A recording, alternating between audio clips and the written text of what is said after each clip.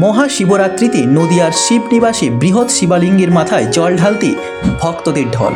আজ মহাশিবরাত্রি, আর এই পুণ্যতিথিতে নদিয়ার মাঝদিয়ার কৃষ্ণগঞ্জের শিবনিবাসে শিবের মাথায় জল ঢালাতে ভক্তদের ভিড় উপচে পড়েছিল।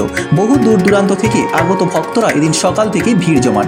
কথিত আছে নদিয়ার শিবনিবাসের শিব হল এশিয়ার মধ্যে দ্বিতীয় বৃহত্তম শিবলিঙ্গ, আর এই শিব প্রতিষ্ঠিত করেছিলেন কৃষ্ণনগরের রাজা কৃষ্ণচন্দ্র রায়। আজ মহাশিবরাত্রির পুণ্যতিথিতে শিবের মাথায় জল ঢালতে পেরে খুশি পুণ্যার্থীরা। বাংলা নিউজ, কলকাতা।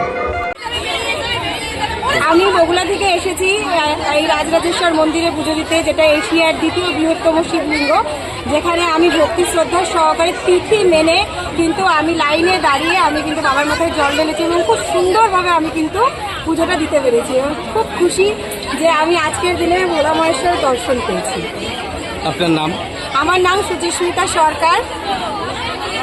প্রত্যেকবার আসে এখানে, প্রত্যেকবারই পুজো দিয়ে যায়, খুব সুন্দর হয়। তো সুন্দর হয় পুজো দেওয়া, এখন তো লাইন পড়েছে বলে তাই, নাহলে সুন্দর করে বসে পুজো দেওয়া যায়, ভালো হয়। এইবার কি প্রথম আসলেন? না না, এই নিয়ে দুবার আসে, এর আগে একবার এসেছি। এখানেই কেন আসছেন?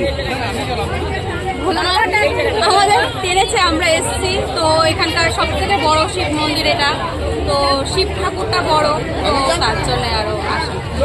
আপনার নাম? বিয়ামোড়। কোথেকে আসছেন? দুগুলো। বাংলা নিউজ, কলকাতা।